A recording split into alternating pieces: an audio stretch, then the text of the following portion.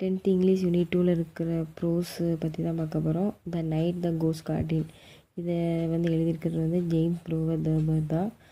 அதுக்கப்புறம் இந்த ஸ்டோரியோட இன்ட்ரடக்ஷன் வந்து இந்த ஆத்தர் தான் இந்த ஸ்டோரியே சொல்கிறாரு. அதாவது இவரோட கதையை வச்சு தான் இவர் வந்து என்ன சொல்லியிருக்காரு. இவர் வந்து ஒரு ஃபேமஸ் ரைட்டர். அதுக்கப்புறம் இவர் வந்து ஃபஸ்ட்டு இந்த ஸ்டோரி எப்போ பப்ளிஷ் பண்ணார்னா 1933. இது வந்து இந்த ஸ்டோரி வந்து மை லைஃப் அண்ட் ஹார்ட் டைம்ஸுங்கிற ஒரு புக்கில் இருந்து தான் எடுத்திருக்காங்க. இந்த ஸ்டோரியோட சம்மரி என்னதுன்னா, நரேட்டர் வந்து நைட் டைம் வந்து ஒரு நடக்கிற சவுண்டை கேட்டிருக்காரு. இவர் நினச்சிக்கிட்டாரு அது ஒரு பேயோட சவுண்டு அப்படின்னு நினச்சிருக்காரு. அதாவது கீழே அவங்க ரூம் மேலே இருக்குது, கீழே வந்து டைனிங் டேபிள் பக்கத்தில் ஏதோ ஒரு நடக்கிற சவுண்டு கேட்டிருக்கிறதவே அவங்க அம்மா கிட்ட சொல்கிறாரு. அவங்க அம்மா வந்து ஏதோ திருடே தான் வந்துட்டான் போலன்னு சொல்லிட்டு பயப்படுறாங்க. அப்போது அந்த நேரத்தில் வந்து டெலிஃபோன் தான் இருக்கும். அப்போ டெலிஃபோன் வந்து கீழே தான் இருந்திருக்கு. அப்போது போலீஸ்க்கு கால் பண்ணால் டெலிஃபோன் கீழே இருக்க, என்ன பண்ணேன்னு சொல்லிவிட்டு அவங்க அம்மா வந்து என்ன பண்ணியிருக்காங்க, செருப்பு தூக்கி வந்து பக்கத்து வீட்டில் உள்ளவங்களுக்கு தூக்கி எரிஞ்சிருக்காங்க. எரிஞ்சு பக்கத்து வீட்டுக்கு இன்ஃபார்ம் பண்ணி பக்கத்தில் உள்ளவங்க போலீஸ்க்கு கால் பண்ணி கூப்பிட்டுடனே இப்போ கீழே வந்து போலீஸ் எல்லோரும் இடத்துல செக் பண்ணுறாங்க, யாருமே இல்லை. உடனே மேலே வராங்க. மேலே வந்திருக்கும்போது அவங்க அம்மா, நரேட்டரு, அப்புறம் ஒரு பிரதர், அப்புறம் அவங்க தாத்தா எல்லோரும் ஒரு ரூமில் இருந்திருக்காங்க. இவங்க தாத்தா வந்து என்ன பண்ணியிருக்காங்க, நைட் நேரத்தில்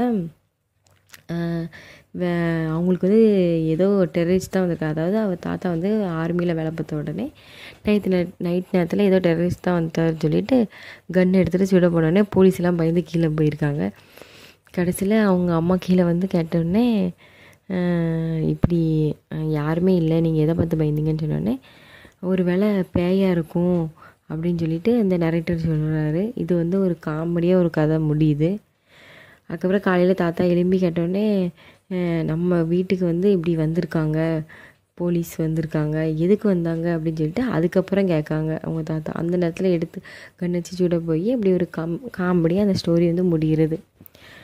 அதுக்கப்புறம் இந்த ஸ்டோரியில் உள்ள மெயின் கேரக்டர் என்ன, நரேட்டர். அதாவது இந்த ஸ்டோரி சொல்கிறவர் அவர் ஜேம்ஸு. அதுக்கப்புறம் மதர் வந்து யாருன்னா, மதர் தான் இந்த கேரக்டருக்கு முக்கியமாக. அவங்க தான் ரொம்ப பயந்து ஏதோ திருடே வந்திருக்கான் போல அப்படின்னு பயத்தோடு அந்த ஒரு இதை கொண்டு போனது இந்த கதையை. அப்புறம் கிராண்ட் ஃபாதர் வந்து கன்ஃபியூஸ், அதாவது நைட் நேரத்தில் கன்ஃபியூஸ் ஆகி ஃபன்னியாக ஒரு போலீஸை பார்த்து கண்ணை வச்சு சுட போய் ஃபன்னியாக ஒரு இதை கொண்டு வந்திருக்காரு. அப்புறம் போலீஸ் வந்து என்ன நடந்தது, ஏன் என்ன சவுண்டு கேட்டதுன்னு வந்து பார்க்க வந்திருக்காங்க. இதான் இந்த ஸ்டோரியோட மெயின் கேரக்டர்ஸ். அப்புறம் இந்த ஸ்டோரியில் மெயின் ஐடியா என்னென்னா, இந்த கதையில் வந்து ஒன்றுமே இல்லை, ஆனாலும்